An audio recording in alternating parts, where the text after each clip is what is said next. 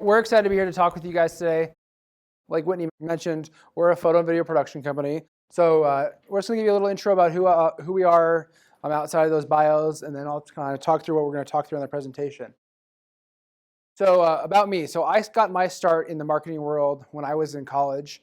I went and did an internship with the Boy Scouts of America in their national marketing department. So I got to work in a marketing field where I got to work on campaigns for about 6 million people on a daily basis. So that's where I fell in love with marketing and realized that I really liked to do marketing and liked telling stories for people.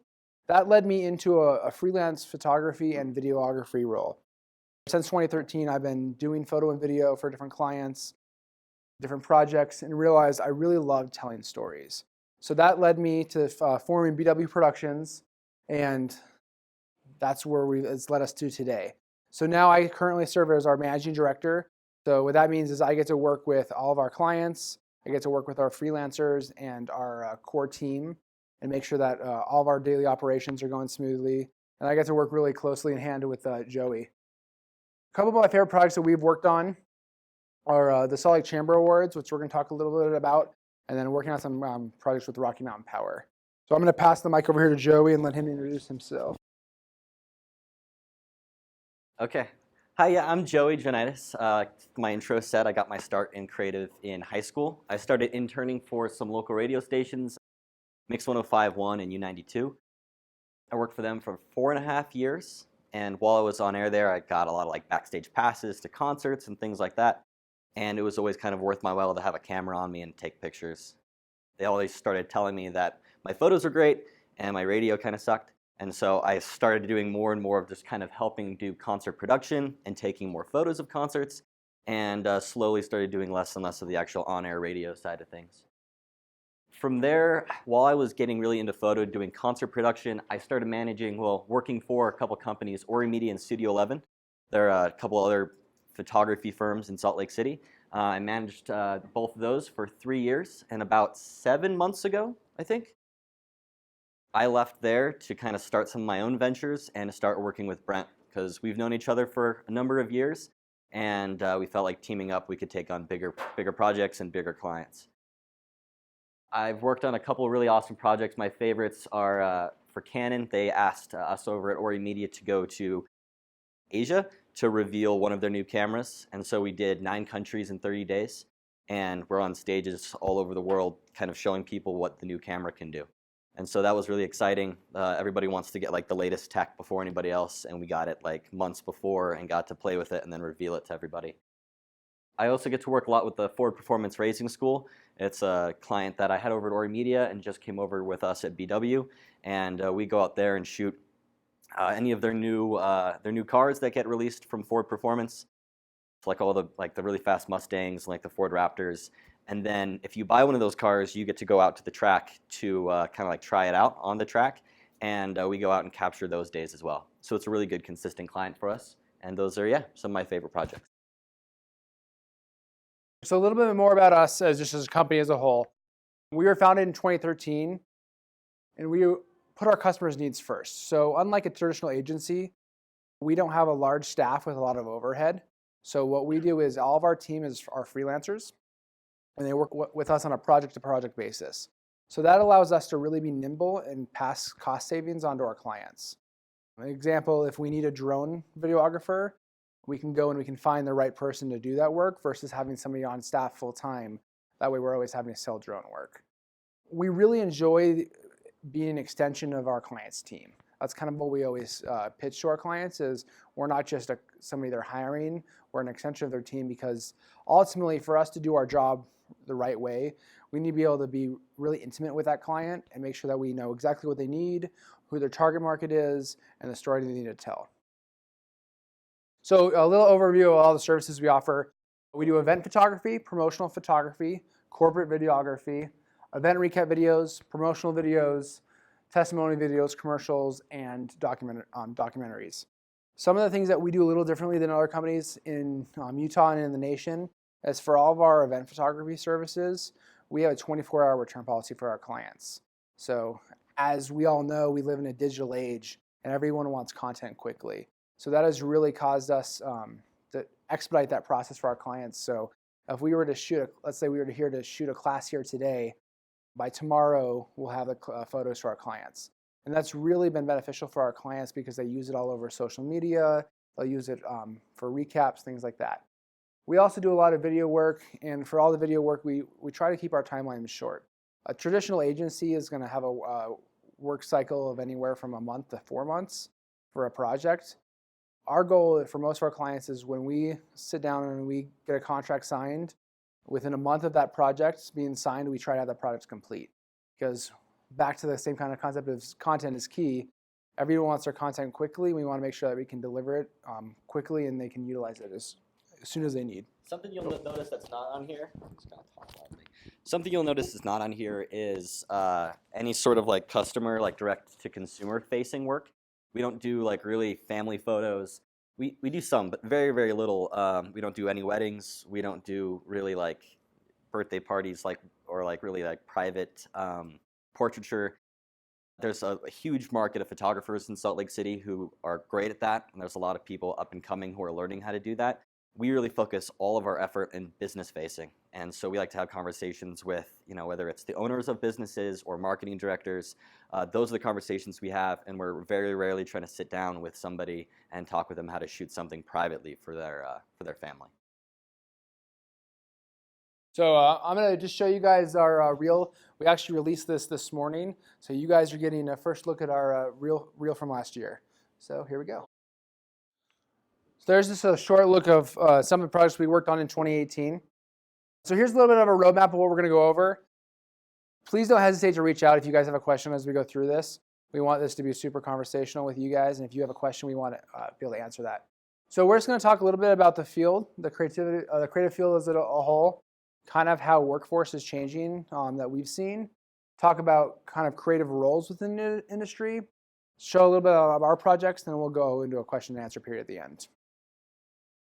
So what is it like being a creative?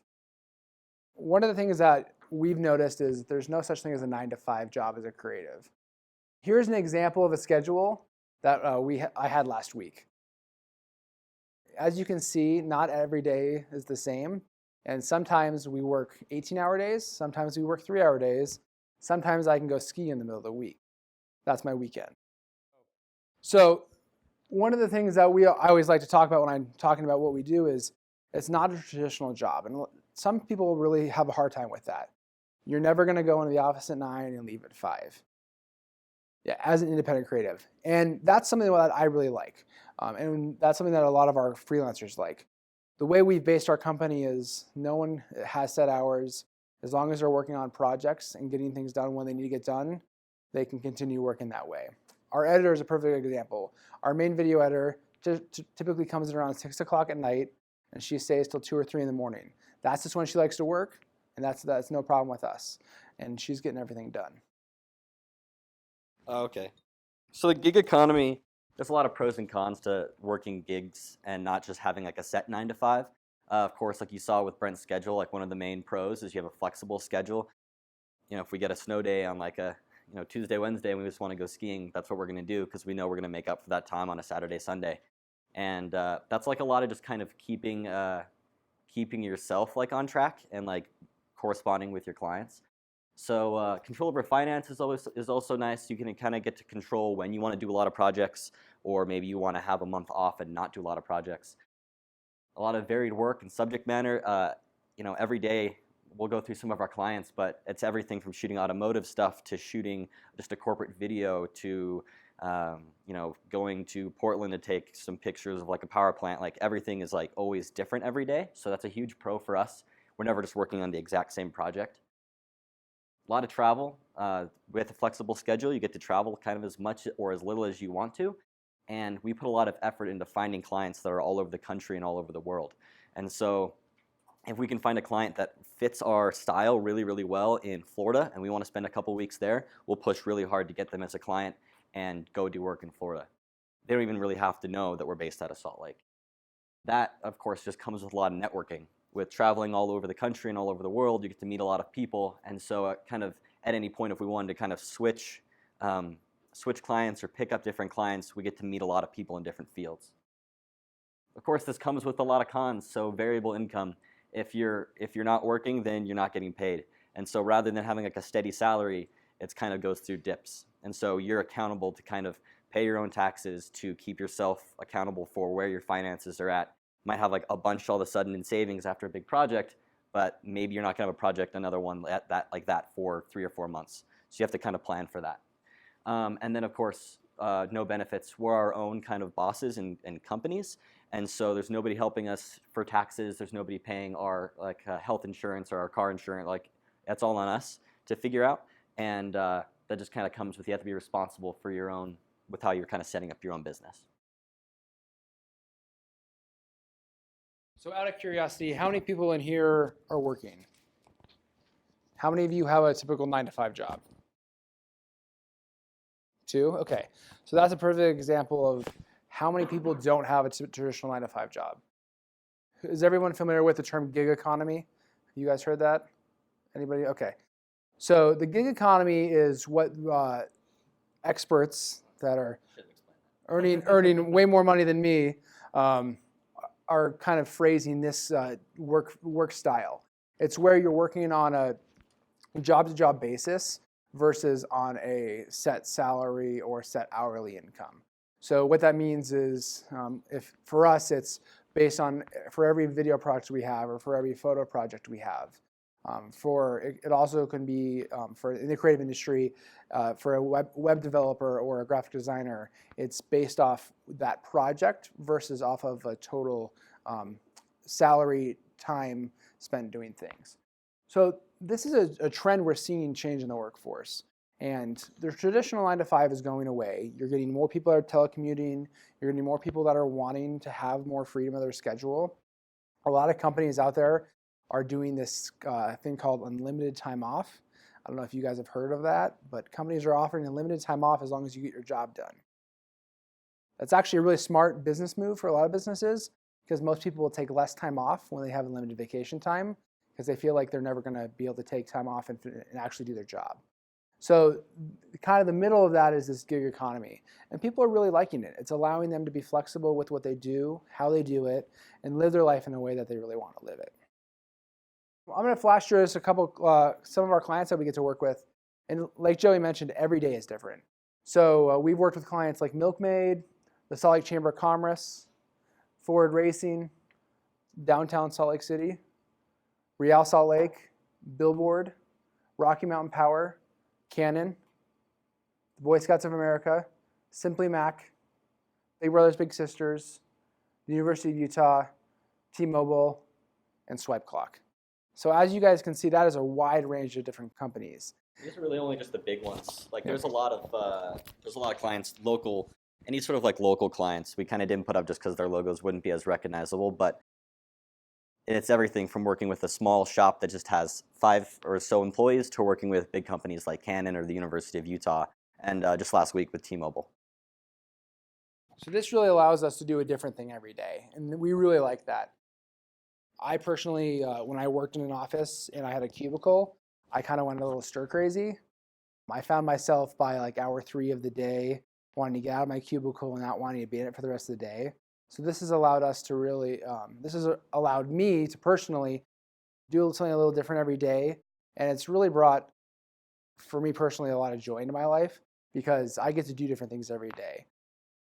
Like Joey mentioned a little earlier, we can find ourselves anywhere around the country doing all kinds of different things. One of our most recent trips is we went to Portland to shoot something for Rocky Mountain Power. We flew in on a Tuesday, we flew out on a Wednesday. And it was a super short trip, but it was fun for us to get out of Salt Lake for a day. And we got to meet with some really cool clients and go, one of our favorite things to do is go try new restaurants outside of Salt Lake. So I'm a huge foodie. So whenever we travel, we always like to go eat out at places. Skills and abilities. The creative industry takes a whole separate set of skill sets. It's not accounting, it's not business management, it's kind of all of the above. Some of the things that we really notice in the industry that we feel is really important for somebody that's working in the industry to have are things like problem solving. Since every day is different, we always run into unpredictable challenges. We might have issues with a card or issues with a camera. We might have issues with a light or a space might not be big enough for us to do what we originally thought we were going to do. So it's always a challenge for us. One of the things that we're always having to figure out is when we're doing jobs outside of Utah, how do we get everything we need? There's a lot of logistics that go into everything, and problem solving is really important. A creative eye. Not everybody has a creative eye, and it's important to have a creative eye in the creative industry. One of the things I realized early in my career was I'm not the best photographer in the world. I'm also not the best videographer in the world. So what I've done is I've helped myself by surrounding myself with people that are better at those things than I am, Joey being one of them. They're way better at the creative than I am, and I found that I'm really good at the business management and the networking and the client relations side. So I was able to realize that, and that's really helped us grow as a business. Photography, that's another skill set. Just because somebody has a camera doesn't mean they're a photographer, and that's something that we try to educate our clients with. We get a lot of people that'll call us and say, hey, somebody was going to volunteer for us and they can't do it last minute, or hey, so-and-so's cousin or brother or sister can't shoot anymore. Or we hear horror stories all the time from clients that say, yeah, we didn't pay somebody last year and what we got was just not what we needed. And we always kind of chuckle at that because obviously you didn't pay for a photographer, so you didn't get a photographer's work. But it's something we notice a lot. Business management, like I mentioned, one of the hardest parts about being a creative is balancing both sides of the business. So we're left-brained and right-brained, and there's this ebb and flow that creatives have where they do a lot of business development, they get some clients, they get some big projects, then they do said big projects, and then the projects finish, and it takes them a little while to ramp back up the business side. So one of the advantages to having a company like ours is it's not just one person doing it all. I can constantly focus on our business side and all the stuff that's on that side of the brain, where Joey and the rest of our creative team can work on the creative stuff through and through. I built this slide, and I guess I was looking at how it was. I just know it was like creative eye to photography and then business management. And I guess it really was, I was just kind of thinking through what I do in a day, and it kind of just hops around between business management stuff, doing things like invoicing and being in constant communication with your clients, and then all of a sudden picking up a camera and go shooting for something else. And so like he was saying, it's kind of switching between the two. It's nice for us because I can focus a lot more on what does it have to look like in front of the camera, what lights do we need, what type of room do we have to have or background, and Brent can think more about the other side. But we both started off completely independently, working with really small teams. And to get that kind of building, you have to be able to go between stuff and switch on and off. The way that I was able to do that was I built like a down to like the half-hour schedule for myself. It's like wake up for an hour, answer emails, shoot something for this client, work on invoicing. For me, switching between the creative and the non-creative was fun because I wouldn't just get stuck in something, trying to take a picture, I couldn't get the lighting right. I'll just go do invoicing for a while and then go back and forth. And so it was nice for me to be able to break up my day. Like Brent was saying, sitting like just at a desk all day answering emails would just drive me crazy. And so instead I get to flip-flop and kind of change what I do throughout the day. I guess, yeah, I mean, you built this slide. I mean, you want to talk to us?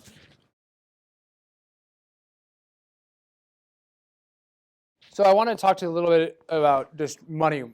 That way you guys kind of have a little bit of a knowledge of what to expect if you want to work in the creative industry and things like that. So salaries are definitely not as common in the industry, in other industries. I say that, and it's not, you won't never see a salary.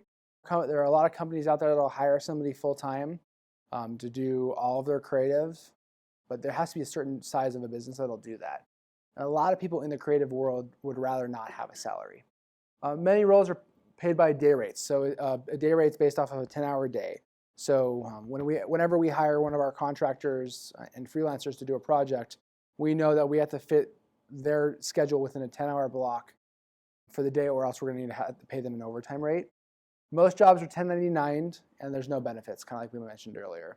So just a couple numbers for you guys to have in the back of your head.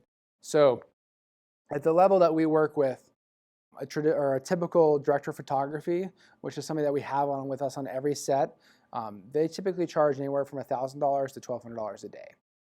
And that's for their time and sometimes their equipment. Most camera operators that are just sitting and running a camera will make anywhere from $500 to $700 a day. Editors typically make $100 an hour, anywhere from $75 to $100 an hour. And production assistants make anywhere from $150 to $300 a day.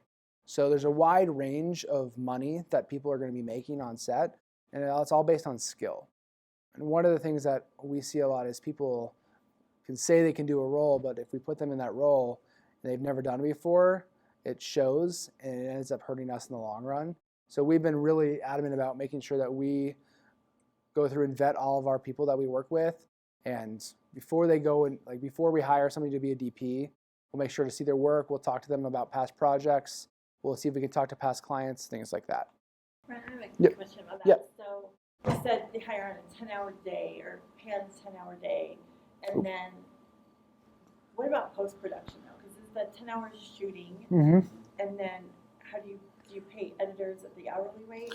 Yep. So it kind of depends on the project. So with certain editors, they like to be paid hourly. Certain editors like to be paid on a project basis.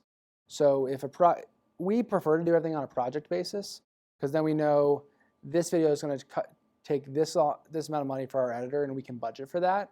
But some editors like to do it hourly. It just depends on what we're doing. Animators typically are an hourly basis, whereas a traditional editor would be more of a project basis. Some clients prefer hourly. Really? And some clients will only do like a flat rate. It just, I guess I can kind of take more time for the recording. But yeah, some clients will only want to pay hourly because they want to know each hour that you were working on their project is really what they're paying for. They weren't just paying for they don't really know how long you're working on it. They just wanted a good product. And then some don't care how long it takes you. They just say, this is our budget. This is what we need it to look like. Do what you can with our budget. And then you get to kind of manage your own time. Yeah. And yeah, if you go back one slide, this is kind of, we meant to fill these in, but yeah, those were kind of what Brent went over as far as the typical day rates. But from in the creative field, it's everything from $25 an hour up to, $150 to $175 plus for people who are like really directors of commercials, and even up from there. If you see like some of like a Nike commercial or like a Mercedes commercial, the guy really in charge of that project was making a lot more hourly. And so you kind of build that network and you build your skill set as you're on more sets and as you work more in the industry. Yeah. How many of your freelancers do work mostly exclusively just for you? Go ahead. So one of the things that we've kind of built that's unique compared to other companies in Salt Lake is we really value the community we have. So one of the things that we have at our office downtown is a shared workspace. So if anyone's a freelancer on our team, they get to work in that space. So a lot of the freelancers we work with, they really like working with us, and they're going to dedicate a lot of their times to us. So we have like one of our main editors, she probably works 30 hours a week on stuff for us. And then we also have some videographers that'll work anywhere from 25 to 45 hours a week. It just kind of depends on a project basis. But we have quite a few freelancers that they'll do a lot of work with us solely because they like working with us and like the community aspect. And then even when they're not working with us, they're there working in the office a lot of the time too. Yep. So I'm going to show you guys another video here. This is for a project we just did for the Salt Lake Chamber. It's a 4-minute video. I'm not going to show you the whole video, but I just want to show you a little bit about what we're going to do, and then we're going to kind of talk through the process a little bit. I'm Cindy Crane, and I am the Chief Executive Officer of Rocky Mountain. I began my career actually in the banking industry, and I've been in the energy industry since 1990. I'm a person that loves change because I think change means opportunity. I think about the air quality situation in the Wasatch Front, and we are doing a ton of things across our business to partner with others, whether it's UCARE, whether it's Utah Clean Energy, whether it's the Department of Air Quality.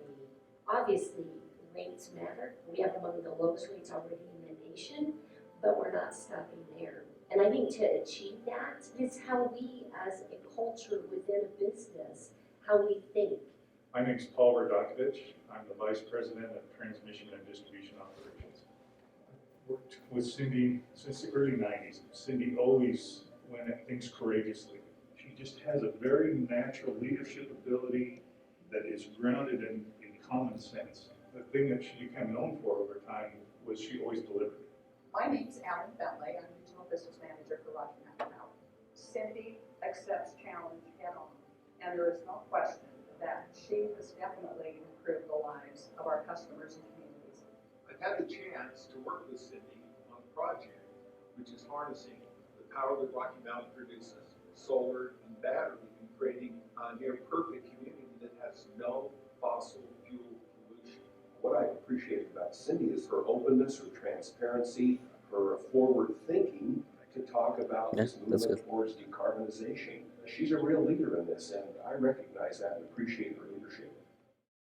So yeah, that was a project for the Salt Lake Chamber. She won the Athena Award, recognizing women leaders in business. And if you're the CEO of Rocky Mountain Power, that's a pretty powerful role to have in Salt Lake.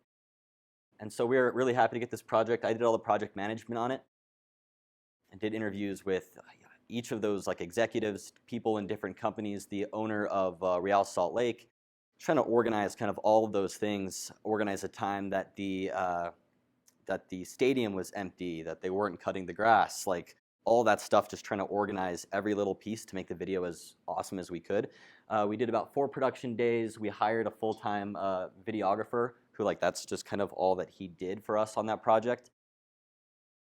Because Brent and I are kind of both multi-purpose people, either of us could have shot it, but we knew if we wanted like a consistent feeling, we needed someone to come in and do it. So we hired someone named Patrick, and that's all he does. He shoots for a lot of different national campaigns and TV shows, and we wanted that level of quality for someone like this. We also shot some other videos. That was just one example, but other people won that award as well, or similar awards for the same award show. And so for these different things, I mean, it says 4 production days, but it was probably 2 production days per award. And how many awards was it? 6 total. So yeah, but for Cindy it was 4 days. But it was a great opportunity for us to be able to go in and shoot like really, really high quality video and really kind of up our production value, shooting with some really strong business leaders in the community. We got to shoot up with Kristen Cox, who is the budget manager for the governor. And so actually getting to go to the Capitol and shoot with her, her time, especially now with kind of all the things that are happening in the government, is super valuable. And so just trying to get a little bit of time to shoot with her, sometimes that can make us a little bit nervous, trying to like get in and out within an hour. But we were able to get that done, and her interview, Kristen's, was actually one of my favorites that we shot up at the Capitol.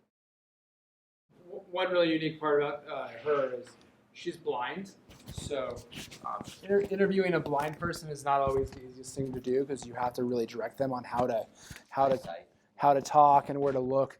So that created an interesting challenge for us, was on how to work with her and how to manage things.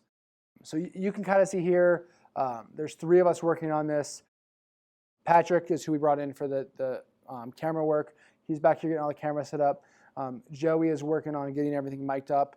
And then this is, I think it's Anita, our production assistant, just talking through with the client and making sure everything was all set.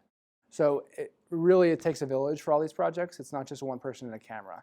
And that was one thing I really wanted to show with this slide, is it really is a team industry. And I also want to highlight, it took us 3 weeks of post-production to put all these videos together. So that included editing time, the time for us to review the videos, the time for clients to look at the videos, give us feedback, and then for the editor to go back and go into it. Each of these pictures here are just frame grabs from the videos. So this is all the 6 women that we got to interview part of this series, which was a really awesome series.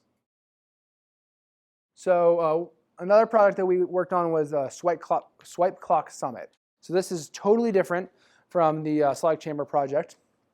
For this project, we did a full event production. So we partnered with an AV company. We came in and we produced all of the speakers, all of the staged shows, all of the promotional videos, the recap videos, the event photography, the user experience of the conference, all that stuff. So that was a really fun project for us, and it was very different from what we did for Rocky Mountain Power. So I'm going to show you guys a video for this as well. And this is just the recap video that we produced for the event.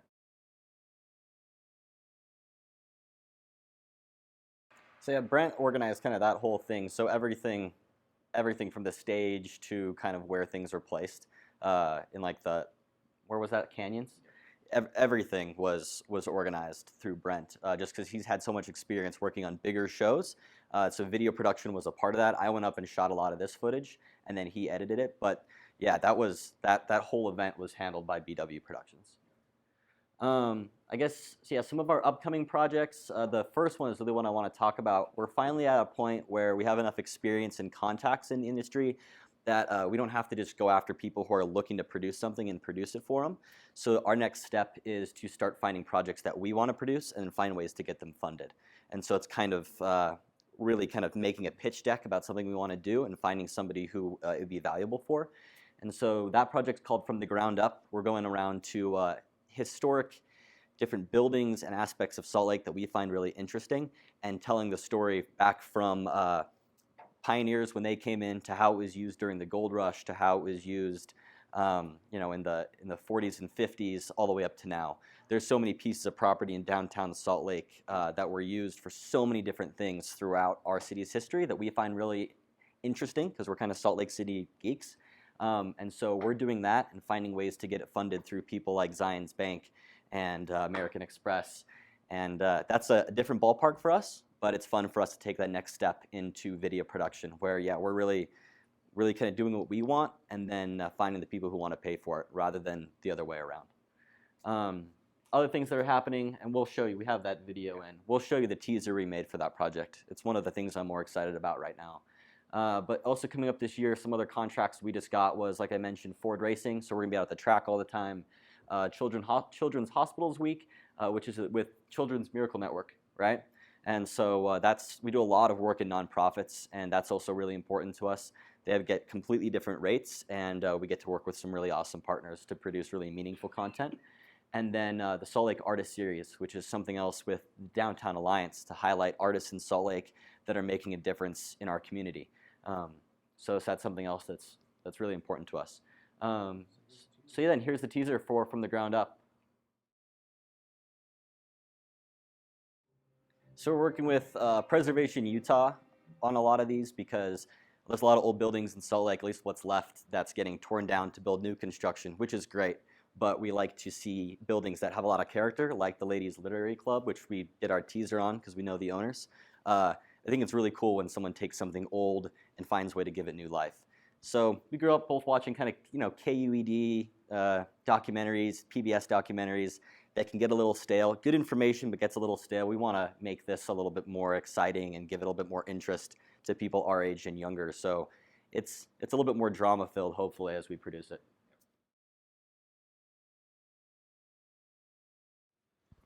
And that is a wrap on our presentation. So I just want to open up the rest of the time to some questions. We've got some swag to give away if you guys want some swag. But feel free to ask any questions. So let's say I want to get into this whole, because the way you speak of it, it makes it seem like this is something that I personally would want to do. Where would you tell someone to start if they have no experience? Yeah. So the question was, how would you get started with this industry? So both Joey and I started as interns places, and I think an internship is the best way to go. One of the things that we really try to do at BW Productions is we try to have a lot of interns, because unless you've had the opportunity to work somewhere in the industry, it's really hard to get into it because you can't just pick up a camera and start learning because you probably don't have a camera at that level sitting around your house. So finding a company to intern with. Every semester we take on 3 to 4 interns. We take on a photo intern, a video intern, and then a business intern. And then some of those interns we've hired as freelancers.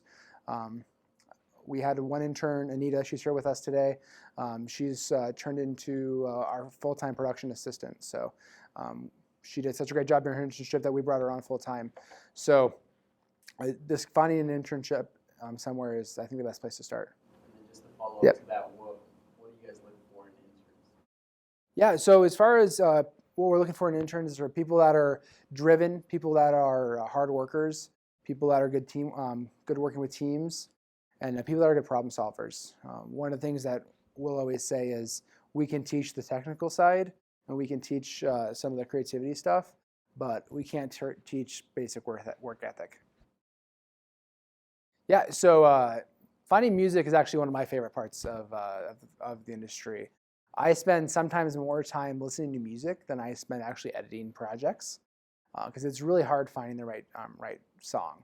So there's a couple different avenues out there where you can find music for videos. One avenue is just going on Google for royalty-free music. The selection's a lot smaller there, so we typically don't go that route. There's also services out there where you can listen to all kinds of different music and buy per song. And then there's also services where you buy a bulk license for the year. So BW Productions has a bulk license for a software, or not software, but a licensing program that's owned by Universal Studios. And we have access to something like 100,000 songs. So we can search through the music by the mood we want, what instruments are being used, kind of the tempo, how long it is, things like that. And those services follow like industry trends. And so like if you hear newer stuff come out, like top 40 beats that people would want their videos to sound like, unless you're Mercedes or something, you're not going to be able to get Maroon 5 to give you the license for the song. It's just going to be astronomical in price. And so instead, these services kind of offer a nice middle ground to where maybe it's for a commercial $200 a song, and you get to use that license for 3 to 5 years. So it kind of goes in the middle. If we're producing stuff that's not commercially needed, YouTube and like other online distribution stuff, depending on what their deal is, like with Sony or something like that, you can use any of the songs in their library. Just because they see it, as long as you're not making money off of it, they see it as just promotion for their bands and their groups or their labels. Any other questions?